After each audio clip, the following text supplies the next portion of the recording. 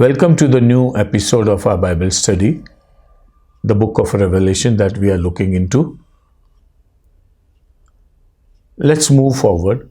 We have till now studied the letters to the different churches which Jesus dictated to John to be sent to them. These churches were situated in Turkey, modern day Turkey, and were arranged in a clockwise order. Though there were churches all around the world by this time, the disciples had gone to different places and had already established churches in far and near places of this earth. There were many churches which were already planted by Paul in different areas, among the Gentiles basically. So these were not the only churches available. But while Jesus was giving a vision to John, he selected these 7 churches. These were very close to the island of Patmos. And perhaps this was the reason for choosing them. Secondly, all 7 churches had a different situation. For that matter, we must understand that every church is different from the other. Its strength, its weakness, its challenges, its problems are different. So these 7 churches represent the whole church at large, and most of the problems and the issues raised in these churches are the issues which are very much present in different churches, in different forms. These letters, along with the book of Revelation, or the book as a whole, was sent to these 7 churches. And through these 7 churches, they were proliferated to every church everywhere. So it's very clear that these 7 churches represented the church at large, and ultimately it goes to every church in every generation. Today, Turkey has a very minuscule percentage of Christians, and these churches are not there. They are not existing even. But still the message to the churches prolongs and goes to every nook and corner of this world. We can understand this. How God addresses these 7 churches and speaks to all the churches. It's always wise for us to learn what the Lord has to say to us. What the Spirit wants to tell to the churches, we must learn. And as we read, the Holy Spirit helps us in that. So we need to understand also that these letters are for us also, each one of us who are the church today. We have already seen the letters written to 2 churches, the church of Ephesus and the church of Smyrna. Church of Ephesus is a very good church and very dedicated to the Lord, but the only lapse that that church has is that it's fallen from the first love. So a very perfect church, very good church still has some or the other lacking,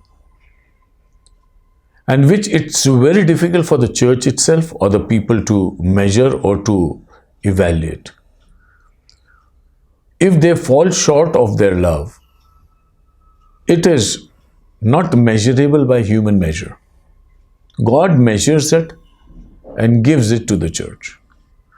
As we grow closer to the perfection, as we grow closer to the Lord, as we grow more in maturity,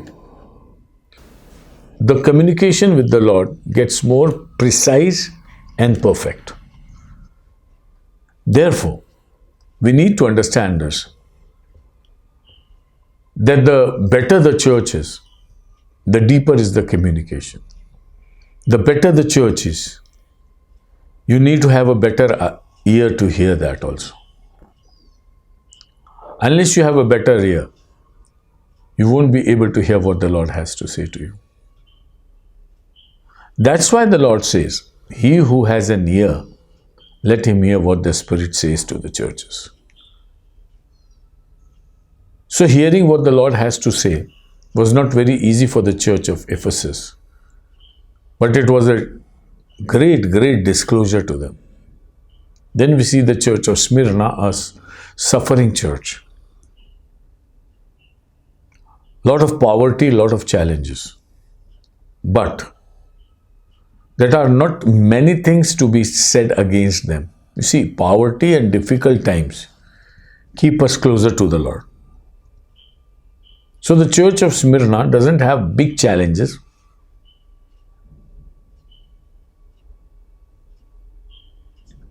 But still, the Lord tells them that there are more difficult times to come. The tribulation is going to increase. Till now, they have not seen the prison, but the days are coming when a few of them would be put into prison also. And they have to endure with the Lord so that they get the crown of life. Now, this letter that we are taking today is the letter written to the church at Pergamos. Let's see what it says. And to the angel of the church in Pergamos write, these things says he who has the sharp two-edged sword. I know your works and where you dwell, where Satan's throne is, and you hold fast to my name, and did not deny my faith, even in the days in which Antipas was my faithful martyr, who was killed among you, where Satan dwells. But I have a few things against you, because you have there those who hold the doctrine of Balaam, who taught Balak to put a stumbling block before the children of Israel, to eat things sacrificed to idols, and to commit sexual immorality. Thus, you also have those who hold the doctrines of the Nicolaitans, which thing I hate.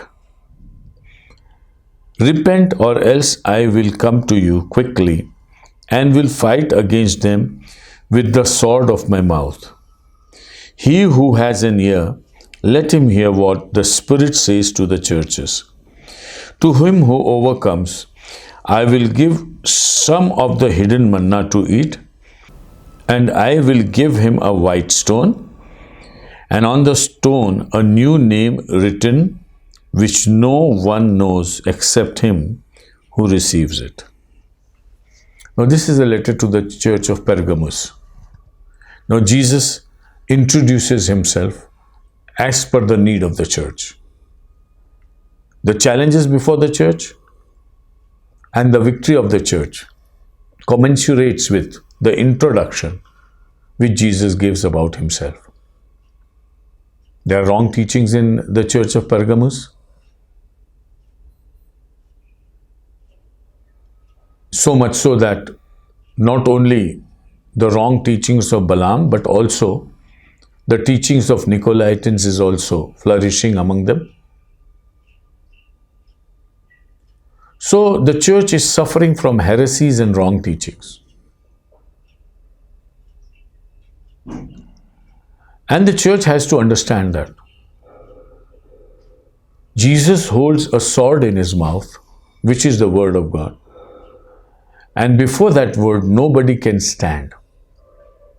All wrong teachings and all wrong doctrines have to go and would be crushed badly by the Lord so that they remain no more. So the church in Pergamos doesn't have to fear the wrong things that are in the church, but to take confidence in the capability and the authority of Jesus Christ, who is there to help the church to overcome all such things. They don't have to battle for it. They have to look to the Lord to overcome that. For that matter, every church should know the introduction that the Lord gives about himself to the church, encouraging them not to struggle in their life, but to look to the Lord for his strength and his ability. This is excellent. So, To the angel of the church in Pergamos write. Every church has an angel, and that angel holds the word, keeps the letter contemporary and always applicable to the church. Whenever the church prays, whenever the church looks at the heart of God, whenever the church wants leading from the Lord, the letter is already ready. The angel holds it. Therefore, a revived church, a repentant church, a church looking towards God, gets the message from the Lord, which is already handed over to the angel of the church. It's very much at hand. The only problem is that people don't repent, people don't pray to the Lord, people don't want to know what the Lord has to say to them as a church. Even today, there are very few churches who pray to the Lord saying that, what have you to say to our church?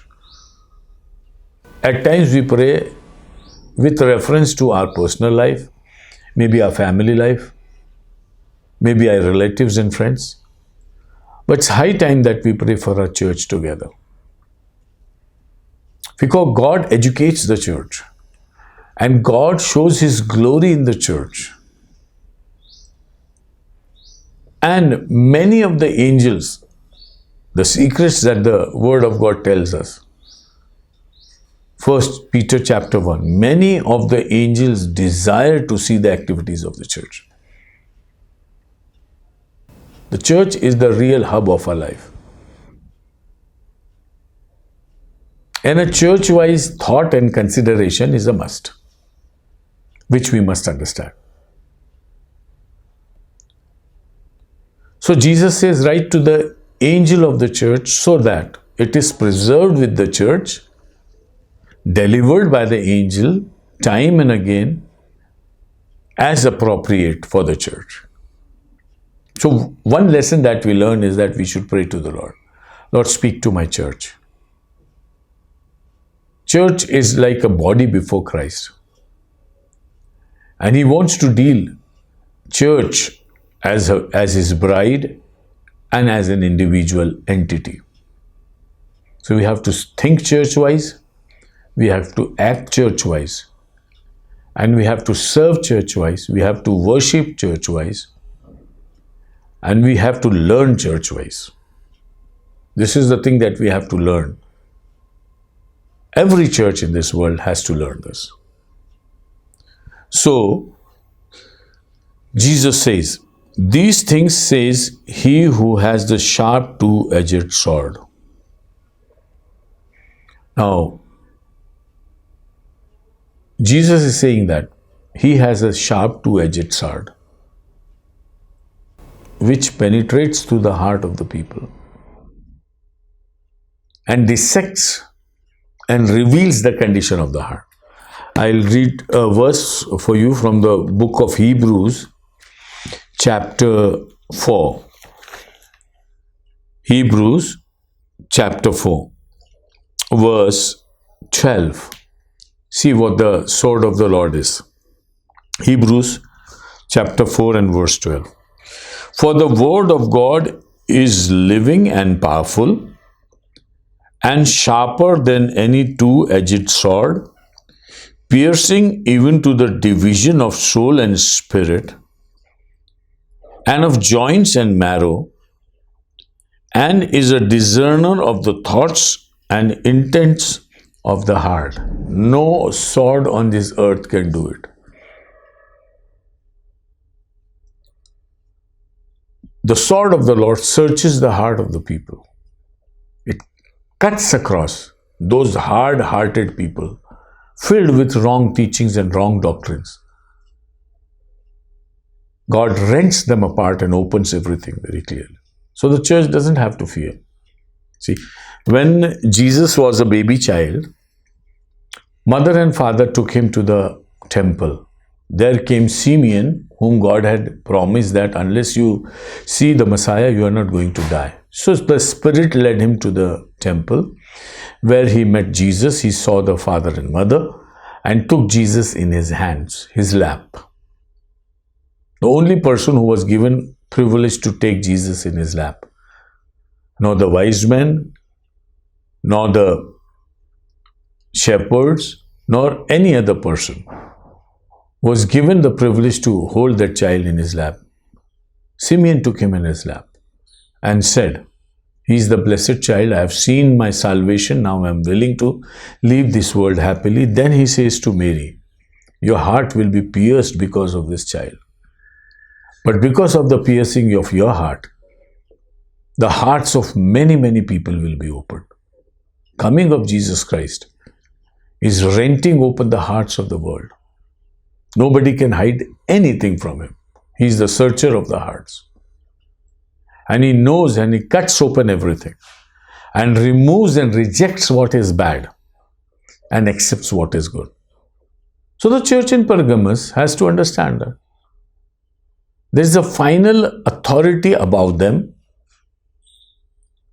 These wrong teaching cannot escape the eyes of that authority, and he is able to remove every weakness and every block from the life of the church and set the church on the right platform. So whatever is wrong, the church hasn't to worry much, but just look to the Lord. So every introduction of Jesus invites the church to look to the Lord, not to go for solutions on their own. Their flesh will never be able to fight this or overcome this. But Jesus is there at hand. They must understand that. So he says, "I know your works and where you dwell, where Satan's throne is." I know your works. I know everything. You don't have to tell God, "You do not know, Lord, this is my problem, that is my problem." No. God is speaking what man and the church neither can discern and know. This is again a revealing word of God to them. I know everything. You don't have to tell me. See, we serve a God who knows everything beforehand. You don't have to tell him. He knows better than how we know. And he says, "I know everything. And I also reveal to you now that you stay in a place where the throne of Satan is." Now, Satan is ruling amongst you. The teachings of Balaam and the teachings of Nicolaitans are the teachings of Satan, which have been adhering to the people of God for very long. It's nothing new for the Jewish people, but it's very new to the church, and the church has to understand this. The Jewish history was not able to fight these heresies and wrong teachings. But here was Jesus who says, "I'm the master of the church. And I'll correct everything and I'll set everything right." Till Jesus came in, there was no church. There was no master. There was no perfectionist. There was no stakeholder. And there was no partner. But now God is with us, Emmanuel. And he says, "You don't have to worry." And he reveals something to the church, which the church did not know. Perhaps the church thought that these were the very holy people, the holy body, the people who teach so many things, the people who are traditional religious people. Jesus says, "I know where you stay. The place you stay is a throne of Satan." Satan rules over there, on the hearts of the people, on the minds of the people, on the attitude and character of the people. Satan is ruling. I know that. So that which is wrong should not be understood as right by you. Wrong is wrong. Satan is Satan. Don't be in darkness. Don't give other reasons or lame excuses to spare them. The church has to learn. The throne of Satan is the throne of Satan. Jesus was very straight and point blank when he spoke to the Jews. In the Gospel of St. John, he says, "You say that we are the children of Abraham, but your works signify and show and clarify that you are the sons of Satan. You are the sons of devil. Had you been the son of Abraham, you could have very easily recognized me. Just because you do not recognize your Messiah, it's very clear that you are the children of Satan." You see, assigning people and assigning authorities and assigning system and assigning wrong leaders to Satan is the courage of Jesus Christ. He looks in the eyes of Satan and says, "You are Satan." And the church has to learn this. Because Jesus had crushed the head of Satan on the cross and he is defeated. He is already defeated. So there should be no problem in fighting a defeated foe. And there is no point for Satan in fighting a lost battle. But still he does it. The church in Pergamos has to understand that. Jesus knows the people, the wrong people in the church and their establishments better than themselves. They are the seat of Satan, the place where Satan dwells. And still you hold fast my name. You have not forsaken my name. People want you to quit the name of Jesus and accept their teachings. But the church is very strong. It holds the name of Jesus. This is what Jesus testifies about them and says, "And did not deny my faith even in the days in which Antipas was my faithful martyr." Now, two things. One is to adhere to the name, and second is not to deny. So in good times, you adhere to a name. But when challenges are there, you are tempted to deny. Now, Jesus is appreciating this church. Not only they hold to the name of Jesus, but when it comes to choose between the two, then the church is bold enough to uphold the name of Jesus and not deny him. They have a beautiful and good faith to depend upon the Lord. Jesus says, I know you, and I'm telling you your own diagnosis that what you are and how you are standing for me. The name of Jesus is reigning in their hearts. The name of Jesus is still above everything that they have. That's why they don't deny Jesus, but they adhere to the name of Jesus. Very good blessing for the church. Such challenges are still before us also. We need to understand whether we deny him or we accept him.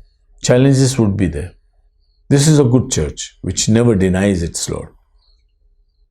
Very good church. And he says, "In which Antipas, my faithful martyr, who was killed among you, where Satan dwells." In those places where the holy people are killed, those are the places of Satan. And Satan wants to kill the people of God, those who are the martyrs for Jesus Christ. Antipas was one of them. So Antipas has a good name in the church. And the church follows Antipas, though he was martyred in the place. Church has not deterred itself from such challenges. She is strong enough to walk on the path of Antipas, come what may. This is again a very good quality of the church. See, the challenges that we have in this world today at times are very asking, and we need to learn from the church of Pergamos. They have their own people being tortured and sacrificed, but still the church holds on. and never denies her Lord. This is a good blessing from the Lord. And he says, but I have a few things against you. These good things are very good. They are like an achievement because they are amidst very challenging situations. The stand of the church of Pergamos is recommendable, is exemplary, is worth paying attention to. But still, Jesus says to be perfect and to be all hassle-free and holy for the Lord, they need to first know what their weaknesses are and then to overcome them. Now comes the time when Jesus points to them their weaknesses. This is what is the pattern of the letters which are written to the churches. First is introduction of Jesus. Second is appreciation of the church, which is the work of the Holy Spirit. Third is pointing the weaknesses of the church. Fourth is challenging them to overcome. And fifth is to wait for the reward which is declared by the Lord. So the word of God says, I have a few things against you, verse 14, because you have there those who hold the doctrine of Balaam. Now, doctrine of Balaam and teachings of Nicolaitans were the teachings which are against the church. The holiness, the purity, the sanctity of the church does not permit such people and their teachings amongst them. Church needs to be holy. And the church at Pergamos needs to understand that. Though they are facing big challenges, though they are facing challenges and are facing head-on the challenges of enemy, even in spite of martyrdom amongst them, they are not hesitating to follow the Lord. This is a very strong thing. But there are subtle things also, which hide and then come before the people. In disguise, they come before the people. So a good church might be very strong at times, but Satan would enter that church through disguise, through some kind of teachings. And through mixing of those teachings, the church goes through a different kind of a challenge. Jesus says, I have to tell some things for you. A few things against you. And those things are, you have those who hold the doctrine of Balaam, who taught Balak to put a stumbling block before the children of Israel, to eat things sacrificed to idols, and to commit sexual immorality. If you read the book of Numbers, there is the total description of Balaam being called by Balak, the Moabite, to prophesy against the people of Israel who were marching forward towards Canaan through the river Jordan. They were at the bank of the river Jordan. Though Moabites were not the target group of the Israelites, and God had not given Moabites as their land and their place. God had not given the land of Moabites to the Israelites, but still Balak was much feared of these things. So he tries to prophesy against the Israelites at the behest of Balak. Balak was provoking him again and again. Prophesy against them, so that we could win over them. Balak said, no. Balaam said, no, I'm not going to talk in your terms. I'm going to talk in the terms of God.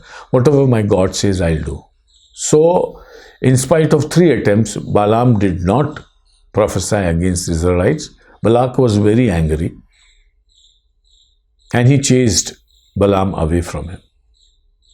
But when this event passed by, another challenge came in, and Balaam gave an advice to Balak. You see, you will never win over them through a prophecy or anything of this kind. I advise you, you better put a honey trap upon them. The ladies, the girls of Moabites and Midianites should go and put a trap on the Israeli young boys. And they will fall down. 24,000 of them were killed just because of their adultery. Balaam did not prophesy against Israel, but Balaam advised against Israel. This advice was so subtle but so sharp that it worked and it clicked. And Israel faced a very big setback because of this. The result was this, that when 5 kings of the Midianites were killed, the same day, Prophet Balaam was also killed with a sword. Not because of his prophecy. He did not prophesy anything against them, but because of his subtle advice. He led the people into adultery and idol worship. These things went together.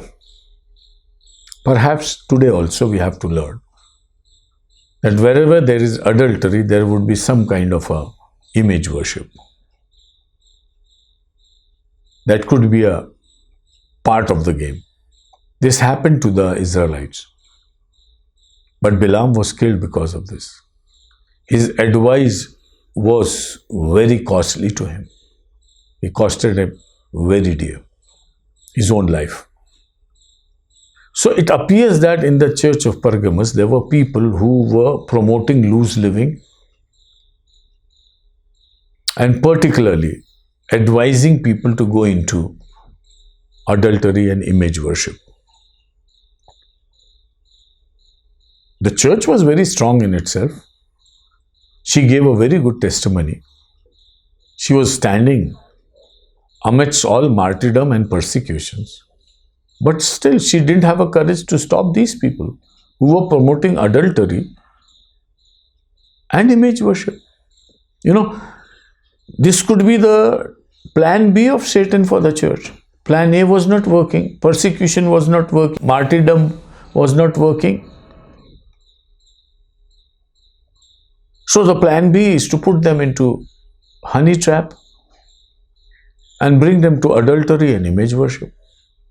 Perhaps this was Satan's plan. But the Lord said, okay, all kudos to you for your courage to stand for the Lord. But you have to be very careful for the plan B also that the Satan has. Don't yield into it also. Be very careful. Thus you also have, verse 15, thus you also have those who hold the doctrine of Nicolaitans, which thing I hate. The teachings of Nicolaitans was another problem for them. The teaching, what the substance was, is not very clear. People have different ideas about it. That's why I'm not explaining what the Nicolaitans believed. But definitely it was not what Jesus taught them. It was not what the church was taught by the apostles and preachers and teachers. It was much far away from the teachings of the Lord. The teachings of Nicolaitans. The matching deceit which was in the church, which looked like very church positive, church friendly, but was a very risky teaching. God hated that. Jesus hated that. Those teachings were hated by Jesus Christ. And that which is not godly is hated by Jesus. That which is satanic is hated by Jesus. We need not have a soft corner for all these things, because what God hates, we also need to hate. What Jesus hates, we also need to hate. You must understand this. So, Jesus says, you bear on with such people. Among all challenges, all persecutions, all difficult times, false teaching is always there. When Jesus was asked, give us the signs of the times of the end days, Jesus said false teachers. Every time false teachers, false prophet, false teachers. Right from the beginning, when church will be persecuted, false teachers will be there. When famines and wars and rumors of wars will be there, false teachers will be there. When Jerusalem will be surrounded by enemies, false teachers would be there. So false teachers are always there and are going to be there, but the church has to be very, very careful about it. It is said, you cannot stop a bird from flying in the sky, but you can always stop her from making her nest on your head. So there are things which are going to be there in this world, but you should be very careful that not to let them roost on your head. Let them be anywhere else, but not upon you. So Jesus says, you have to be very careful. Repent, or else I'll come to you in quickly and will fight against them with the sword of my mouth. Either you repent, or my word will pierce you, will rent you apart. This is a devastating word. This is a piercing word. This is a judging word. This is a recompensating word. That should not come upon you. Before that, you repent. Before that comes, it's better you repent. Because the sword is coming. This sword is coming to pierce those people who have wrong things amongst them or within them. Church, if you don't correct yourself, you will be also a subject to that piercing. You must understand that. In Hebrews 10, he says, after knowing the grace of Jesus Christ, if we turn back and go into the world, there is no other sacrifice left for us. But the only thing left is a long await for your punishment. So you just cross the other side of the fence. You are supposed to be rewarded. You are supposed to honor the blood of Jesus Christ, his sacrifice, and follow him and win glory and victory in him. But if you don't do that, then you are amongst those who await their judgment and punishment. So this is a time of shifting from this side to that side, from this side to that side. Both the ways it is time for the world to get its shifting. The more you hear the word of God, the more you honor Jesus Christ, the more you listen to him, the more you repent, the more you turn back to Jesus Christ, you are taking the right side of the fence. But the more you don't take care of things, the more you don't hear the warnings of Jesus Christ, you throw yourself towards the wrong side of the fence. Very challenging. Very challenging. So it's like a tightrope walk for a Christian when it comes to walking amidst all tribulations and temptations and wrong teachings and all other bad things. Look to the Lord and walk a tightrope, not falling either side, but holding the hand of Jesus and getting through. He says, if you don't repent, I'm coming. Repent or else I'm coming. I have that sword. I pierce you and fight against them with the sword of my mouth. Now, this is a question of us and them. For Jesus' church is us, the wrong teachers, the wrong people, the punishable people are they. Now, Jesus says, if you don't repent, you shift from us to they. Till now, you are us because you are in the church, you are a part of us. But if you don't repent, you will be shifted from us to them. See the sentence here, it's beautiful. He says, else I will come to you and quickly and will fight against them with the sword of my mouth. Against them with the sword of my mouth. So let's be the us of Jesus Christ and not them of the Satan. And then Jesus says this is very personal. Our relationship with Jesus is very personal, and those who adhere to Jesus, His name, His teachings, remain very close to His heart. Now, to those who overcome, He declares the reward.